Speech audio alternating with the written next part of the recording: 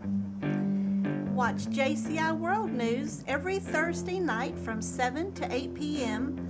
live on Channel 11, Austin, Texas, and stream via the internet as J. Craig Gandy shares the latest news and events throughout the world.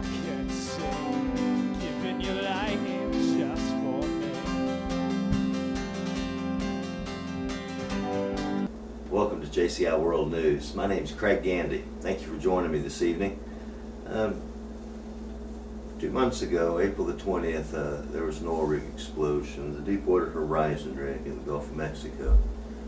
Initial estimates on the Deepwater Horizon rig were between 1 and 5,000 barrels of oil per day were spilling into the Gulf. Many of the estimates the first day or two, as they were divers going down to film the leak in the oil well, were estimates as high as 100,000 barrels a day. Some were at 90 to 100,000 is what they were estimating was spilling into the Gulf already, day 2. We're now at day 62, and you know, some of the oil spill events have escalated in the previous couple of weeks. We've been following it since day 1 and have been as concerned as every one of you out there. Day 1 at 5,000 barrels per day was still equating out to quite a bit of oil leaking into the Gulf. Jamie asked me today how many gallons of oil had spilled into the Gulf so far, so we decided to figure out how many gallons had spilled into the Gulf in the past 62 days. James said the most recent figures showed the equivalent of 60,000 barrels of oil per day spilling into the Gulf from the BP spill. But we came across 2 articles today. One was out of Washington, D.C. Reuters, an internal BP PLC document released on Sunday by a senior U.S. congressional Democrat shows that the company estimates the worst-case scenario rate for the Gulf of Mexico oil spill could be about 100,000 barrels of oil per day. The estimate of 100,000 barrels, 4.2 million gallons, 15.9 million liters of oil per day is far higher than the current U.S. government estimates of up to 60,000 barrels, 2.5 million gallons, 9.5 million liters per day, gushing from the ruptured offshore well into the sea. So we looked through this document and some of the oil spill events on Sunday. I believe that was off of Yahoo News. We sided up our figures from 60,000 to 100,000 barrels per day. At 100,000 barrels of oil per day times 42 gallons per barrel, you have 4,200,000 gallons of oil per day spilling into the new release on 6/20/2010 from an internal BP PLC document. It stated 100,000 barrels of oil were being released into the Gulf a day. At 42 gallons per barrel, that equates into 4,200,000 gallons of oil per day spilling into the Gulf. 4,200,000 gallons times 3.78 liters, being the number of liters per gallon, equals 15,876,000 liters of oil spilling into the Gulf every day. 4.2 million gallons times 62 days, and we're at the end of day 62, equates into 260,400,000 gallons of oil that have been spilled so far. Again, that's 260,400,000 gallons of oil that have spilled so far. 15,876,000 liters times 62 days is equal to 984,312,000 liters of oil spilled into the Gulf so far. 984,312,000 liters of oil day 62, and we're at almost 1 billion liters of oil that have spilled into the Gulf so far. You know, these figures are atrocious. You know, the early estimates were horrendous, but when we started looking closer at the figures, it started getting scarier and scarier. You know, first part of June, I think it's the 3rd of June, that Gulf spill workers were already complaining. This is people that have been working on the spill. Were already complaining of flu-like symptoms.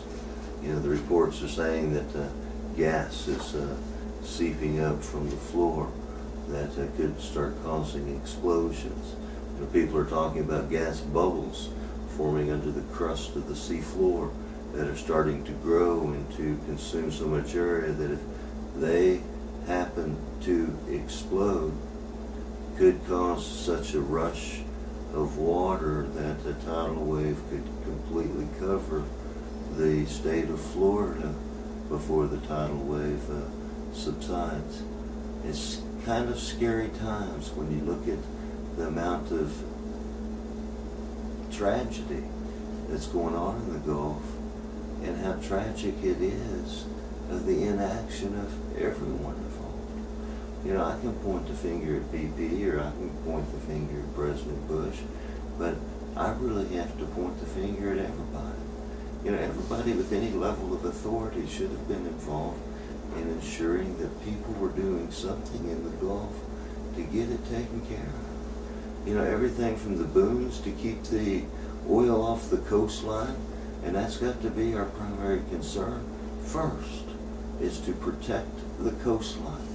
And if we have hurricane season upon us, and one major hurricane comes through that area, wherever it blows could be oil infected for as long as the rains last, as far as they go. And then you're talking about horrific crop destruction. And I don't know what all they grow down south, but I think they probably grow more food products than they do up north most of the time, just due to the weather, for one thing. Now, if we don't get a push, you know, there's $20 billion I mentioned on my live program this past Thursday. Past Thursday was the 17th, yeah, 17th of June. I said that if we don't get something in motion quick, we're all in trouble. You know, we're already in devastating trouble. You know, we don't want to happen to us what's been going on in Nigeria. Niger Delta is, you know, has shown 13 million barrels have spilled into the Delta of oil. You know, that equates out to about over 500,000 gallons of oil. You know, it's not the first time the Gulf, it's not the first time that the oil companies haven't lived up to obligations.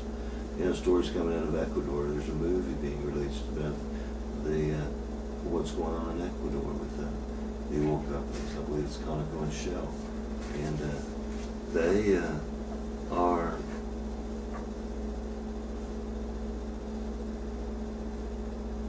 so negligent. The oil companies are so negligent to the peoples in the regions where they drill that, and the deniability, the uncaring attitudes.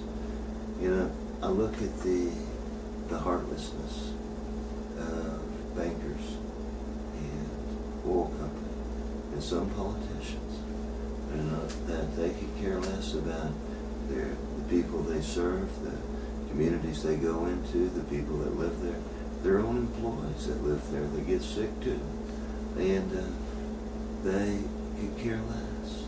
You know, when banks are more interested in making a profit than they are about caring for the needs of the people they serve, and the oil companies are more interested in making their 12 to 20 billion a quarter profits instead of taking care of the needs of the communities they serve, then we've got systems and we've got companies that we need to more closely monitor.